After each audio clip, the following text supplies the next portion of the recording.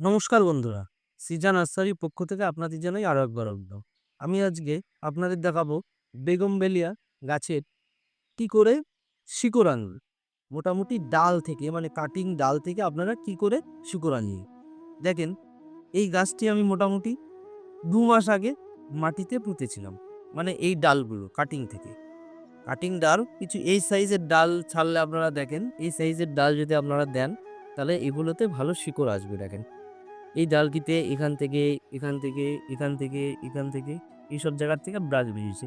আমি যদিও টেস্ট করব বলে দিয়েছিলাম, তার জন্যে বেশ কিছু ডাল একটা প্যাকেটের মধ্যেই দিয়েছিলাম। কিন্তু সমস্যাটা হচ্ছে আমি এই পলিব্যাগ দিয়ে এটা ঢাকা দেওয়া ছিল।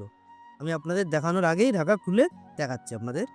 দেখেন এই গাছটি যদি আপনারা যে কোনো একটা বেগমবেলিয়া গাছের ডাল নিয়ে প্রধানত প্রথম পাতা আপনি কেটে দেবেন, প্রত্যেকটা পাতা কেটে দেবেন। কিন্তু এই যে যে সবুজ ডাল আছে, এই সবুজ ডালটিকে আপনারা পুঁতবেন না কখনো।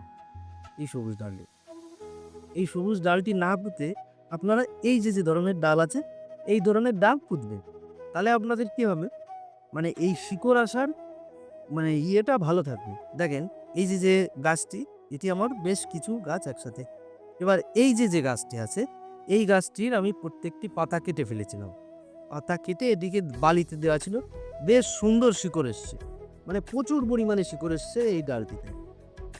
এবার বালিতে যখন দেবেন, আপনারা ধরেন এরকম একটা পাত্র দিয়ে এরকম একটা পাত্র দিয়ে আপনার প্রথম লক্ষ্য করতে হবে বালিতে কতটা নিচে ডাবালে। দেখেন আপনাকে আমি এইটা দিয়ে দেখাই। যদি আপনি কিছুটা কাটার পরে বেশ কিছুটা জায়গা, এতটা জায়গা মতো আপনি বালির মধ্যে ঢুকিয়ে দেবেন। যদি আপনি এর থেকে নিচে না ঢোকান, সামান্য এতটুকু ঢোকান, তাহলে কিন্তু আপনাদের অবশ্যই শিকড় আসবে না। কারণ এই যে বালি, ধরেন এইটাই যদি আপনি এতটা বালি দেন পুরো একদম মাটিতে এই লেভেল করে মিশিয়ে দেবেন। পুরো বালি দিয়ে এতটা মাটি দিয়ে এই লেভেল করে মিশিয়ে দেবেন, ঢুকিয়ে দেবেন এখানে এই পর্যন্ত, নিচে পর্যন্ত। অন্য একটা কোনো একটা পাটকাঠি দিয়ে ফুটো করে এর মধ্যে পুরোটা ঢুকিয়ে দেবেন। না হলে কিন্তু আপনাদের এইটা উঁচুতে থাকার কারণে যদি এতটুকু ঢোকান, দেখা গেল এইটুকু বালি এইটুকু ঢোকাচ্ছেন, তাহলে কিন্তু আপনার এইটার থেকে 100% শিকড় আঠার চান্সটা কমে আসবে। মানে কারণ আপনার এটা ভিতরে গেল না, গরম হলো না, বালির থেকে আপনাদের বালিতে একটা হিট হয়, সেই হিটের জন্য আপনার শিকড়টা আসবে, সেই হিটটাই আসবে না বালিতে। আমি এর আগে অনেকবার করে অল্প বালিতে দিয়ে শিকড় আসেনি। এটা যেরকম বালিতে দিয়ে এবং পাতা কেটে দেবেন, পাতাগুলো যদি রাখেন তাহলে এর থেকে মানে আপনার যে ফাঙ্গাস লেগে যাবে এই পাতাগুলো এরকম পোড়া পোড়া হয়ে আসবে।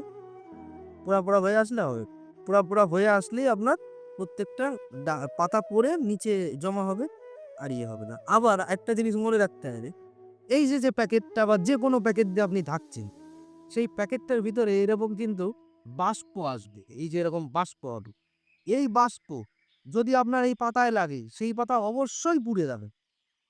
এই দিক আপনাদের লক্ষ্য করতে হবে। যে কেউ বললো যে ঢাকা দিয়ে দিতে, ঢাকা দিলে আপনাদের প্রধানত ব্যাপার হচ্ছে এই প্যাকেট যেন এর গায়ে না লাগে।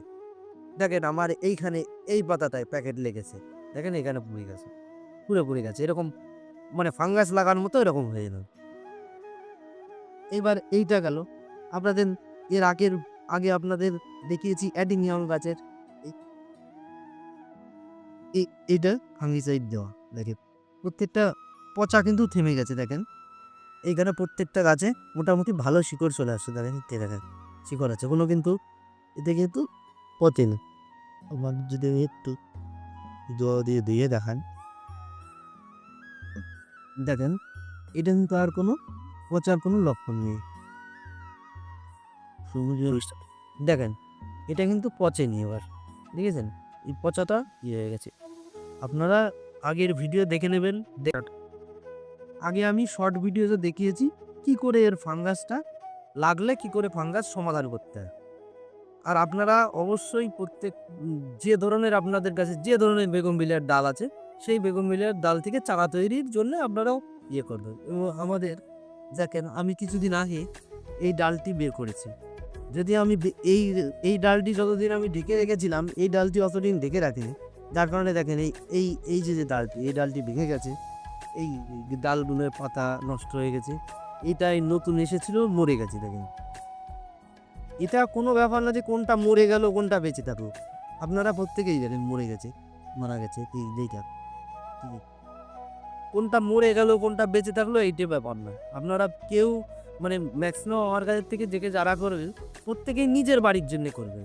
যে কেউকে দেবেন সেটাও করতে পারেন, আপনারা কেউকে দিলেন একটা, কিন্তু আপনারা তো বাণিজ্যিকভাবে কেউ করবেন না, যে কারণে আপনারা নিজেদের বাড়ি নিজেদের জন্য তৈরি করলেন। নমস্কার।